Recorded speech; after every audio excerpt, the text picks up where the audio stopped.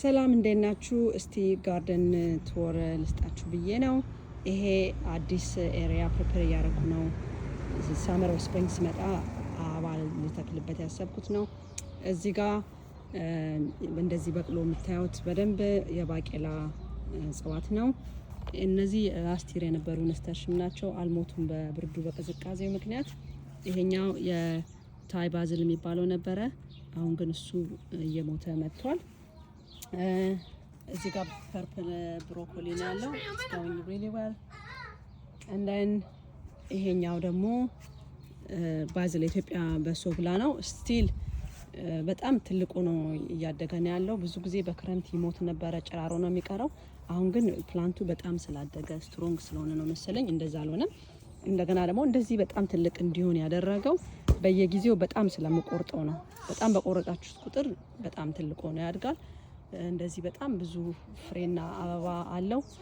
በየጊዜው ነው ቶሎ ቶሎ ነው የምቆርጠው። ትናንትና ራሱ በዚህ ጋር ያለውን እንደዚህ ይሄንን ትናንትና ነው የቆረጥኩት እና ስቲል እንደበቀለ ነው። ይሄ የቆስጣ አይነት ነው፣ ያለው ቆስጣ ነው። እዚህ ጋር ደግሞ ሌተስ ነው። ይሄ ሰላጣ ነው። በልተንለት ነው፣ ትልቅ ነበረ። ዳርዳሩን እየቆረጥን ስለምንበላ ነው። ይሄ ሽንኩርት ነው። እዚህ ጋር ሞር ቆስጣ፣ ይሄኛው ነጭ ቆስጣ ነው የምታውቁት፣ ኖርማል የተለመደው ቆስጣ ነው። ይሄም እንደዛው ነጭ ቆስጣ ወይንም ሲልቨር ቢት የሚባለው ነው።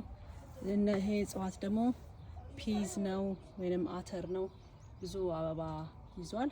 ወድቋል፣ ከዚህ ጋር ተሰብሮ ባለፈው ወድቋል። ግን እንደዛም ሆኖ አልቆረጥኩትም። እሱም ደግሞ እያደገ ነው፣ አበባ በደንብ እያወጣን ያለው። እዚህ ጋር ባቄላ ተክዬ ነበር፣ ግን ባቄላው በጣም እንትን ፀሐይ የነፍስ ፀሐይ ሳያገኝ ስለቀረ እንደዚህ ሆኗል። ግን አሁን ይሄን ቃሪያ እንደዚህ አድርጌ ስለቆራረጥኩለት በቂ ፀሐይ ያገኛል፣ ቀጥ ብሎ መብቀል ይጀምራል ማለት ነው። ይሄ የቃሪያ እንትን የነበረ ነው፣ እጽዋት የነበረ ነው። ለክረምት ቆራርጬው ነው። ሁሉም ይሄ እንደዚህ ጮራሮ ሆኖ የምታዩት ነገር ቃሪያ ነው። ይሄኛው ካፕሲከም ነው። ይሄን ይመስላል። ወደዚህ ጋር ስንመጣ ይሄ ብሉቤሪስ ነው። ይሄኛው ሎሚ ነው። ሎሚው አዳዲስ ቅጠል እያወጣና ፍሬ እያያዘ ነው ያለው። እዚህ ጋር ይሄ አበባ እንትን አያደርግም፣ አይጠፋም። ስዊት አለሰ የሚባለው ነው። ምን እንደሚባል በአማርኛ አላውቅም፣ ግን በጣም ደስ የሚል አበባ ነው ያለው። ይሄኛው ኮሰረት ነው። ኮሰረቱንም አንድ ግንድ ነው የተተከለው፣ ግን በየጊዜው ቶሎ ቶሎ ስለምቆርጠው እየበዛልኝ ሄዷል። ይሄ ስትሮበሪ ፕላንት ነው። አሁን ቅዝቃዜ ስላለ እንደዚህ ሆኗል። ግን አሁን ሙቀት ሲመጣ በስፕሪንግ ላይ ምናምን ስትሮበሪ እንደገና ማብቀል ይጀምራል ማለት ነው። አናደር ቆስጣ፣ እዚህ ጋር ባቄላ አለ። ይሄ ራሱ ላስቲር የበቀለ ባቄላ ነው።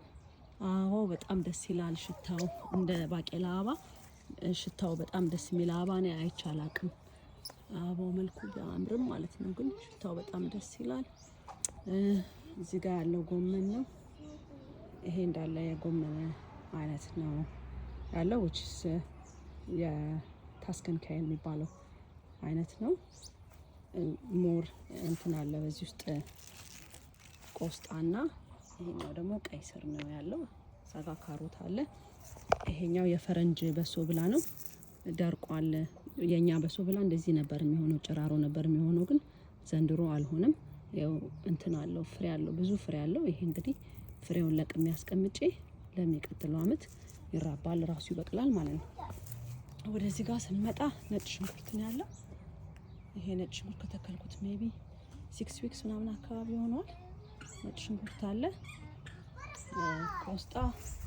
ወደዚህኛው ጋርደን ላይ ስንመጣ እዚህ የነበረውን ነገር በሙሉ ቆራርጬ ጥያለሁ እና አዲስ እንትን ተክያለሁ። ጎመኖች ታስከንካይል የሚባለው ጎመን፣ እሱን አዲስ ተክዬ የበቀለ ነው። ይሄ የሰላጣ አይነት ነው። እዚህ ጋር እንደዚህ ነው የበቀለው። ቀይ ሽንኩርት ነው። ይኸው ትልቅ ሆኖ በደንብ እየበቀለ ነው ያለው። ሞር ቆስጣ። እዚህኛው ጋርደን ቤድ ላይ ቆስጣ አለ። ይሄኛው አበባ ነው። እዚህ ጋር ደግሞ ብሮኮሊ አለ። ገና መያዙ ነው፣ በደንብ እንትን አላደረገም። ሞር ቆስጣ። እዚህ ጋር ይሄኛው ፐርፕል አይነት ቆስጣ ነው፣ እንትን ጎመን ነው። ይሄ ምን እንትን ነው? ይሄ ትል ያዘው፣ some kind of ትል ምን እንደሆነ አላውቅም። በዚህ ቆርጬ ልጣላ። ከበቃ እንትን ካደረግም ካበበም እንግዲህ ያብብ። ግን ወደ ማይ ጋርደን ቤድ ወደዛ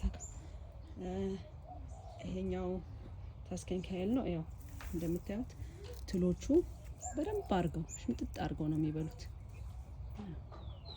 እንደዚህ ብዙ ትል ነው ያለው እና ትቼላቸዋለሁ። በቃ ይሄንን እነሱ ይብሉ ብዬ ወደዛኛው እንዳይሄድብኝ ትቼላለሁ።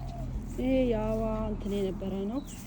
አበባ ሁሉ ረግፈዋል። ለቃቅም ያለው መቆረጥ ያለበት ቆርጫለሁ እና አሁን እንትን ሲመጣ ሙቀት ሲመጣ አዲስ አበባ እንተክላለን ማለት ነው እና ይሄንን ይመስላል።